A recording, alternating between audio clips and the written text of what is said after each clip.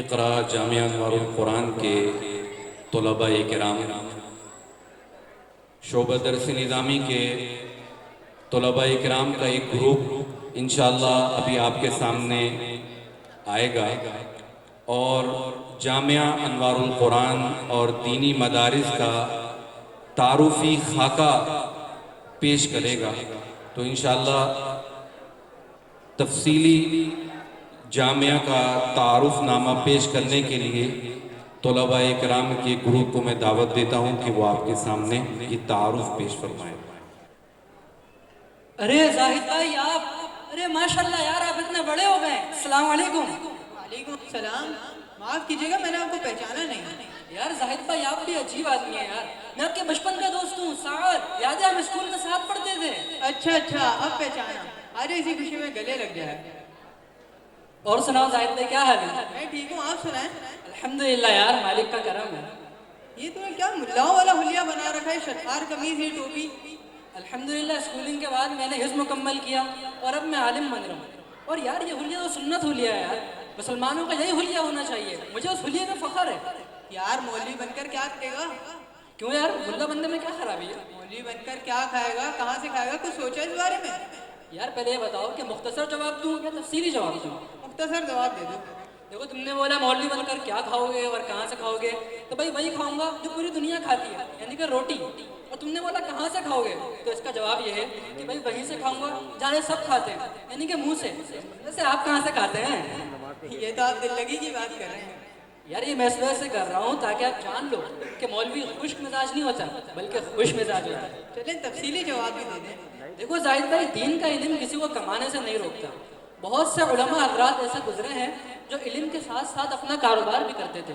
محمد بن سیرین رحمہ اللہ کے بارے میں آتا ہے کہ وہ صبح سے ظہر تک پڑھاتے تھے اور شام کے وقت بازار کا رخ کرتے تھے اور کماتے تھے، اور الحمدللہ آج بھی بہت سے اہل علم حضرات بہت اچھا کھا پی رہے ہیں۔ خواہشات کی بات کریں وہ تو بادشاہوں کی پوری نہیں ہوتی، اور ضرورت کے مطابق رزق ہر انسان کو مل جاتا ہے۔ یار سعد، صرف یہی خرابی تھوڑی ہے، بلکہ مدارس میں دہشت گردی اور تشدد بھی تو سکھایا جاتا ہے۔ دیکھو زاہد بھائی مدارس امن کا درس دیتے ہیں، مدارس کے اندر اچھے اخلاق سکھائے جاتے ہیں، والدین کی قدر، اساتذہ کا ادب، بڑوں کا احترام اور چھوٹوں کا شفقت کی تربیت مدارس کے اندر تو دی جاتی ہے۔ اور یہی مدارس لیکن بدقسمتی سے ہمارے مدارس کے خلاف اور علماء کے خلاف ہمیشہ پروپیگنڈا کیا گیا۔ ہٹلر کے پروپیگنڈا ماسٹر گوئبلز کا یہ فلسفہ تھا کہ اتنی دھول اڑاؤ کہ حقیقت کا چہرہ اس کے پیچھے چھپ جائے، سچ کے قریب اتنا شور پیدا کر دو کہ اس کی آواز لوگوں کے کانوں تک پہنچ سکے۔ اچھا ایک کام کرتے ہیں، میں بھی مدرسے ہی جا رہا تھا تو میں آپ کو اپنے مدرسے کا وزٹ کرواتا ہوں اور آپ کی ملاقات اپنے استاد سے بھی کروا دیتا ہوں۔ مسئلہ یہ ہے کہ بہت سے لوگ مدارس سے دور رہتے ہیں جس کی وجہ سے انہیں بدگمانی رہتی ہے، تو کیا خیال ہے آپ کا؟ چلیں چلتے ہیں، آج اپنی آنکھوں سے دیکھ لیتے ہیں مدرسے میں کیا ہوتا ہے۔ چلیں۔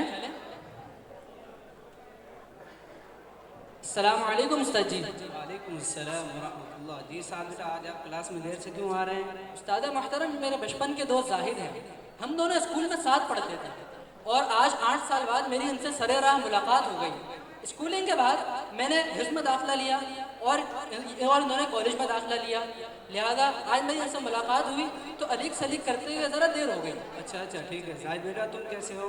میں ٹھیک ہوں، آپ سنائیں مولوی صاحب۔ اللہ کا بہت بہت شکر ہے۔ زاہد بیٹا تم ہمارے ادارے میں پہلی مرتبہ آئے ہو، آئیے میں آپ کو اپنے ادارے کا تعارف کراتا ہوں۔ مولوی صاحب میں نے کافی سنا ہے مدارس کے اندر جدید مضامین نہیں پڑھائے جاتے اور مدارس والے عصر حاضر کے جدید تقاضوں سے بھی ناآشنا ہیں۔ نہیں ایسی کوئی بات نہیں ہے، مدارس میں عصر حاضر کے تقاضوں کے مطابق تمام جدید مضامین پڑھائے جاتے ہیں۔ جیسے یہ حفاظ ایجوکیشن سسٹم، یہ حفاظ عربک کے نام سے 5 سالہ کورس ہے جس میں چھوٹے بچوں کو سال اول میں مکمل عربی لینگویج پڑھائی جاتی ہے، دوسرے سال میں مکمل انگلش لینگویج، تیسرے سال میں 9 کلاس، چوتھے سال میں وہ میٹرک، اور پھر 5ویں سال سے وہ عالم کورس میں شامل ہو جاتا ہے۔ اسی طرح یہاں عربی، انگلش، اردو، ریاضی، سائنس، معاشرتی علوم، مطالعہ پاکستان جتنے مضامین ہیں تقریباً سب پڑھائے جاتے ہیں۔ اور مدارس میں عالم کورس میں داخلہ لینے کے لیے میٹرک پاس ہونے کو شرط بھی قرار دیا گیا، اور عالم کورس کا پہلا درجہ درجہ اولیٰ کہلاتا ہے۔ اس درجے میں عربی گرامر اور اسلامیات کی بنیادی کتابیں پڑھائی جاتی ہیں، اور دوسرا درجہ درجہ ثانیہ کہلاتا ہے، یہ سرکاری سطح پر انٹر کے مساوی ہے۔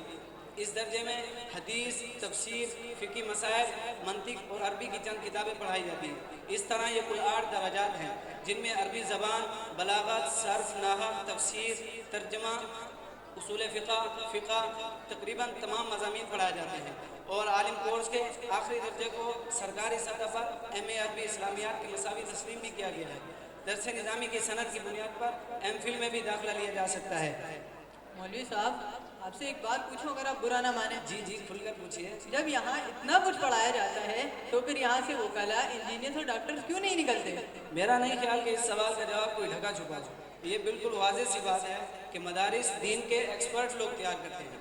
अगर मदारिस पुख्ता हाफिज़, कारी, मुमताज़ आलिम दीन और जय्यद मुफ्ती तैयार ना करें तो फिर ये सवाल हो सकता है कि मदरसों में हुफ़ाज़ और उलमा पैदा क्यों नहीं होते।